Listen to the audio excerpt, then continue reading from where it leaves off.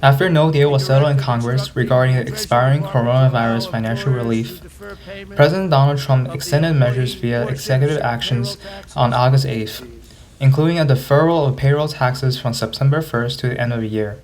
This deferral affects employees who have a biweekly pre-tax income of less than $4,000 or $104,000 per year, and is applied only on a 6.2% Social Security component of the payroll tax. After I hopefully get elected, we'll be terminating the payroll tax, so that will mean anywhere from $5,000 to even more per family, and also great for businesses and great for jobs. In the President's memorandum, the President cites the U.S. Code 7508A, authority to postpone certain deadlines by reason of presidentially declared disaster or terroristic or military action to justify this executive action. USA Facts used federal payroll tax data from 2018 and calculated the average household would be deferred $520 in payroll taxes. Given 150 million tax-paying households in America, this deferral would delay $78 billion in government taxation. In the case that this $78 billion is forgiven by Congress, as Trump said he would push for during his second term, it adds to the deficit.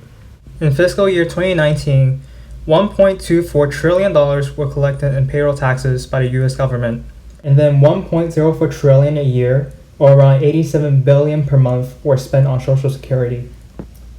Therefore, the 4 months deferral of $78 billion constitute around 19% Social Security funding for 4 average months. Critics of the memorandum argue that it does not benefit the most devastated demographics such as the millions of currently laid-off workers, retirees, and anyone who does not receive a paycheck, whereas the Congress bill sought to provide jobless benefits. A financial planner and professor from Virginia Tech, Derek Clark, said anyone who doesn't have an earned income, who is living off Social Security, whatever savings they may have, anybody who is already out of a job is not benefiting from this. When asked about the issue of possibly crippling the Social Security funds, Treasury Secretary Steve Mnuchin responded on Fox News.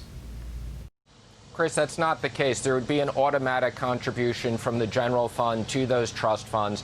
The president in no way wants to harm those trust funds, so they'd be reimbursed just as they've always been in the past when we've done these types of things.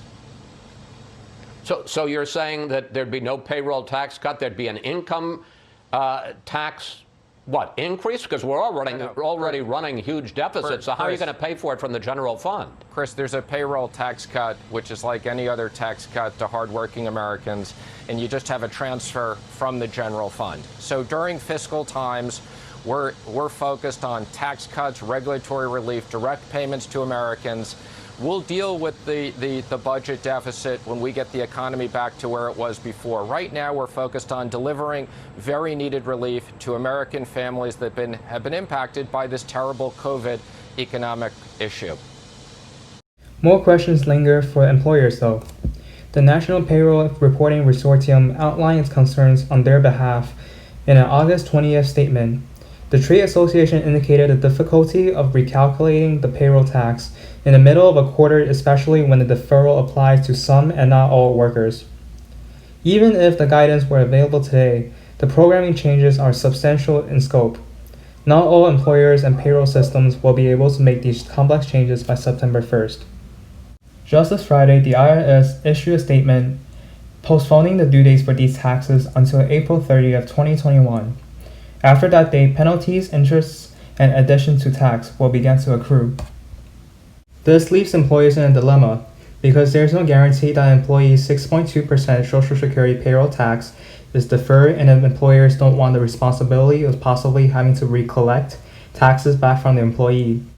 Furthermore, this executive action has taken heat from both Democrats and some Republicans alike, as allocating funds is a constitutional duty of Congress. For instance, Nebraska Republican Senator Ben Sasse, a vocal critic of the president, issued this statement in a press release. The pen and phone theory of executive lawmaking is unconstitutional slop.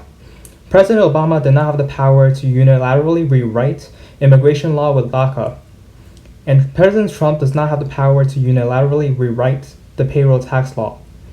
Under the Constitution, that power belongs to the American people acting through their members of the Congress. With the deferral kicking in a few days, what are your thoughts on this executive order? Should President Trump have intervened or have let Congress continue the negotiations? Let us know in the comment section down below.